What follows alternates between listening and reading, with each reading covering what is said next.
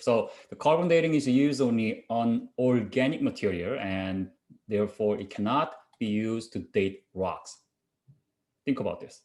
The carbon dating is used only on organic materials, so you cannot really date rocks. Okay.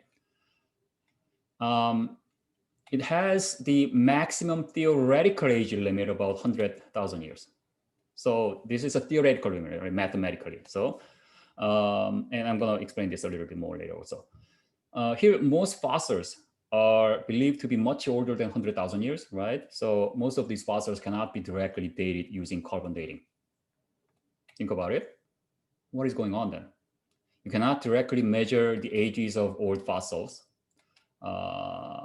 Maybe scientists can directly measure the ages of the sedimentary rocks, which encase the fossils, thereby determining fossils' ages, right?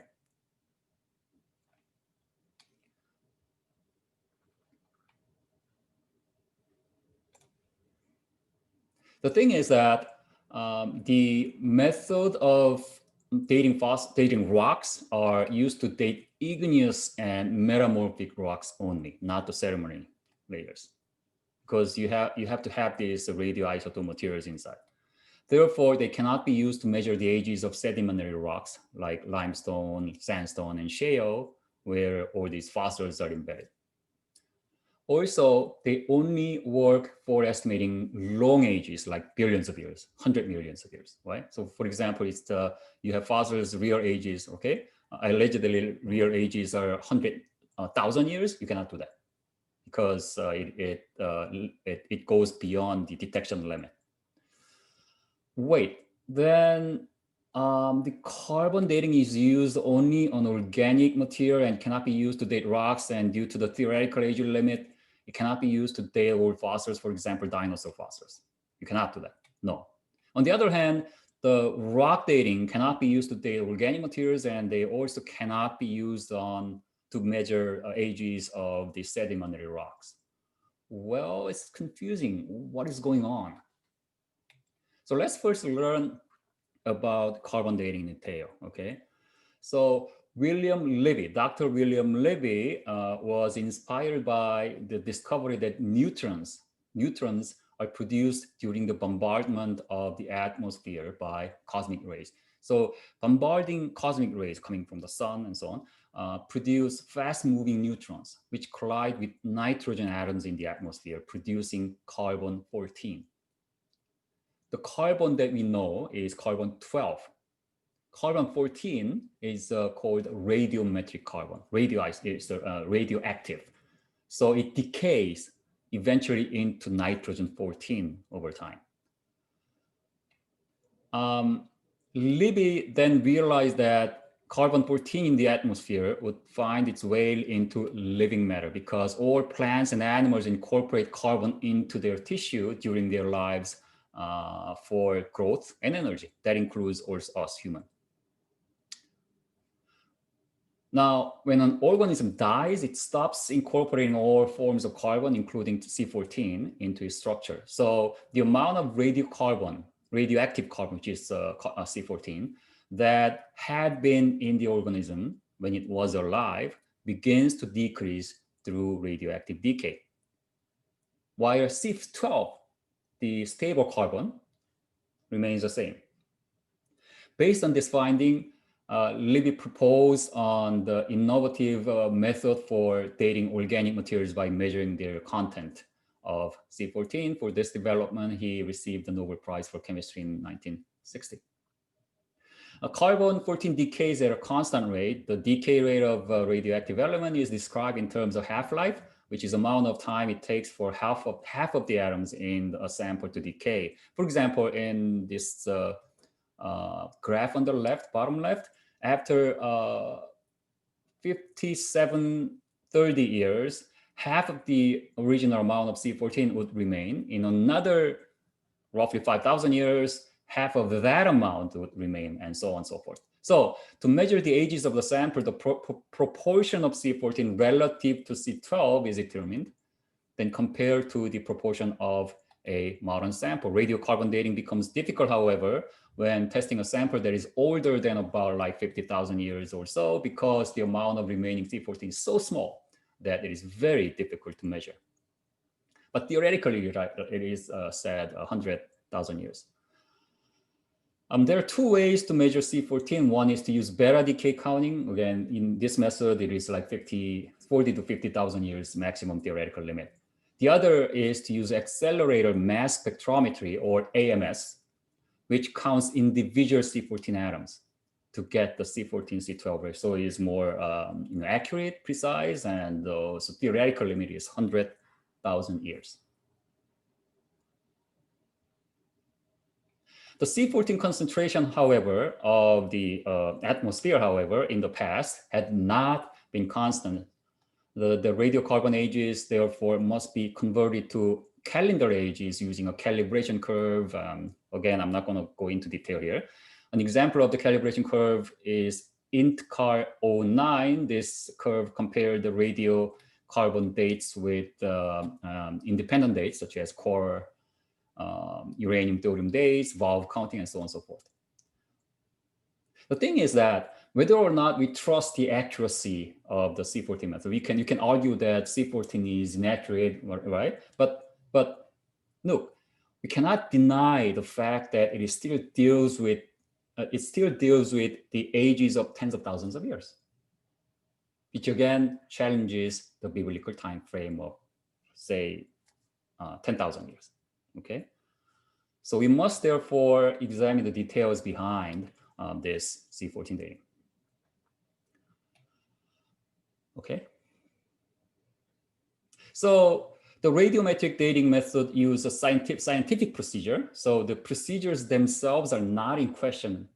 The question is the interpretation of the past events. So that's where our focus should be. Okay, what was the starting amount of C14 in the creature when it died?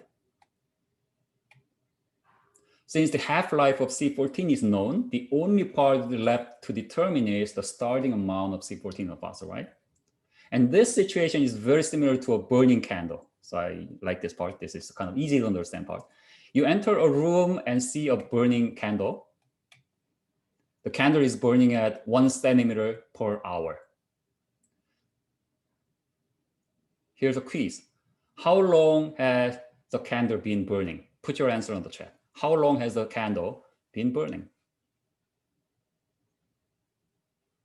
So you cannot know that for sure, because to calculate how long the candle has been burning, you must know the original length of the candle. In other words, if we do not know the initial conditions, we cannot give an accurate estimation of the time. So we can apply this very principle into that C14 dating. So today, the ratio for C14 to C12 in the atmosphere is known to be 1 to 1 trillion. Okay, so for example, if you have 100 trillion C12, that means you have 100 C14 in the atmosphere. Okay, so that's kind of a known ratio of today. Based on the uniformitarian, it is assumed that, however, the ratio has remained the same since the distant past. This is critical assumption in the dating process. So for example, let's assume that you found a fossil and measured using this carbon dating. You found that the ratio between C12 and C14 is 16 trillion to 1. Okay, then what is the estimated or measured date using this dating is about 22 or 23,000 years. So your bones are determined to be 23,000 years old, right? But if the initial ratio when the organism died, so say this is a dinosaur, for example, a dinosaur died, and at that time the ratio is not 1 trillion to 1. If the ratio was, say, 8 trillion to 1, because this is just assumption, you cannot measure, right, in the past. If this was a correct one, then although you read this as 23,000 years, actual age is 5,000 years, because it just passed 1 half-life cycle instead of four cycles, right? So that's something that can happen if you have a wrong assumption on the initial condition. Okay, so if the assumption of the initial condition is incorrect, we obtain incorrect dates, right? Then is the assumption incorrect? So that's the question, right? So let's find out. It's well known that the buried carbon, we just watched the video, right? The buried carbon such as coal and oil, which is mostly C12, is about 100 times the total carbon in the present biosphere. We explained this using the Genesis flood as we watched from the video, and this Genesis flood buried pre-flood carbon, which is 100 times more than that of now. Then we can imagine that the C14 amount in the old pre-flood biosphere was more than up to 100 times the total carbon in the present biosphere. Considering that, that means 100 times more C12 than today. Okay, you remember this case? So instead of having 1 trillion to 1, say if you the starting point was 100 trillion to 1 instead of 1 trillion to 1, right? So that's something that you can think of. Considering that the C14 dates using the present ratio of 1 trillion to 1 will give incorrect old ages. Okay. Another important factor is relating to the Earth's magnetic field. The Earth has a magnetic field, as you know, around it to protect us from harmful radiation from outer space. Earth's magnetic field blocks the charged particles, while the solar wind pushes them along the tail of the magnetosphere, creating aurora. This magnetic field is decaying, though. Today, the Earth's magnetic field is about 10% weaker than it was when German mathematician Gauss started keeping tabs on it in 1845. In fact, the field was gone through oscillations as seen from the geologic record, which I don't show here. And I'm not going to talk about it today because then I need another hour to explain. So I'm not going to go there. But if you have any question about that, you can ask me later. Okay, you can contact me later. Here, the stronger the field, the fewer the number of cosmic rays that can reach the atmosphere in the past. The fewer the number of cosmic rays that can reach the atmosphere, the smaller the production of C14 in the atmosphere. If the production rate of C14 was less in the past, the C14 dating would give the ages incorrect, right? Taking into account the Genesis flood, therefore, and the decay of magnetic field, the assumption of equilibrium shouldn't be correct. Now, let's revisit, therefore, the issue of how the ages of dinosaur fossils are determined. The topic was discussed in the first lecture, so I'm going to be brief here. So if Noah's flood formed dinosaurs and other fossils only 4,500 or so years ago, right, they might still contain measurable amount of C14, right? On the other hand, any fossils allegedly older than 100,000 years, which is the theoretical limit of the AMS system, would have no C14 left. So let me explain that with this ruler here. So the left is the present time, the right is the past. The smallest scale in the ruler is 1 million years, and therefore the right end represents 100 million years. Since dinosaurs are extinct 65 million years ago, according to the evolutionary time frame, it would be here, all right? Now, again, the smallest scale in this ruler is 1 million years. Then think about it. The maximum theoretical limit of C14 dating using the AMS is 100,000 years, which is only 1/10 of the smallest scale in the ruler. See, the maximum theoretical limit again of C14 dating using the AMS. Dinosaurs have been extinct for 65 million years. There should not be one molecule of C14 left in their bones. All right. But as you can see from this table, I think I showed you in the first lecture also this. This gives the carbon dating of several dinosaur samples found in different areas, measured in different labs using the different method equipment.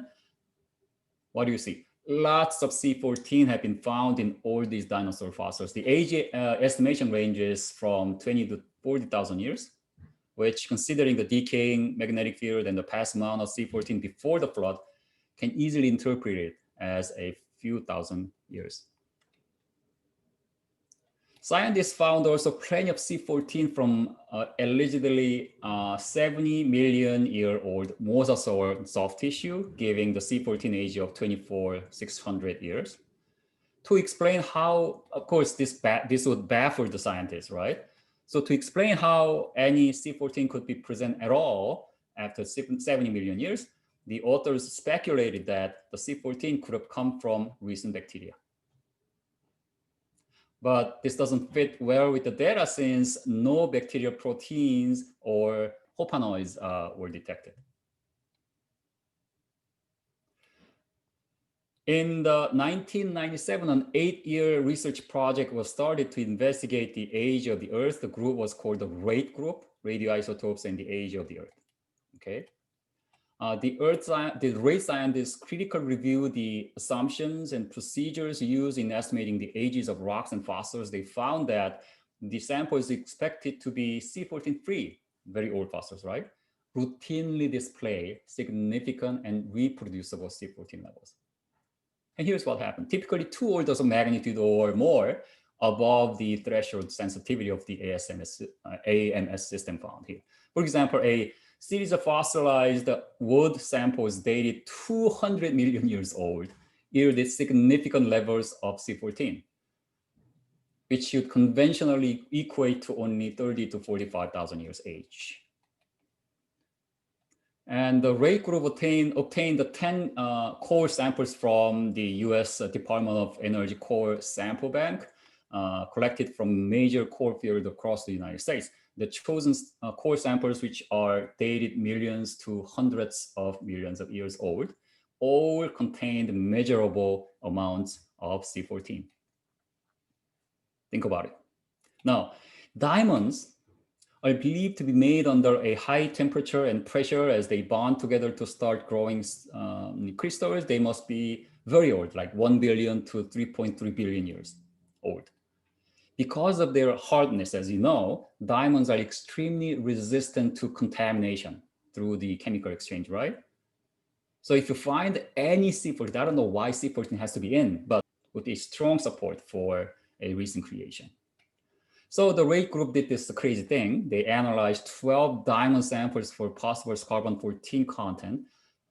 Similar to core results, all 12 diamond samples contain detectable C14. These findings are powerful evidence that the diamonds cannot be billions of years old. So by this time, I really hope that you can see that there's something wrong with these measurements under the uniformitarian assumption. It's not the scientific procedure is wrong, it is scientific. Thing is the assumption, okay, the initial values, okay?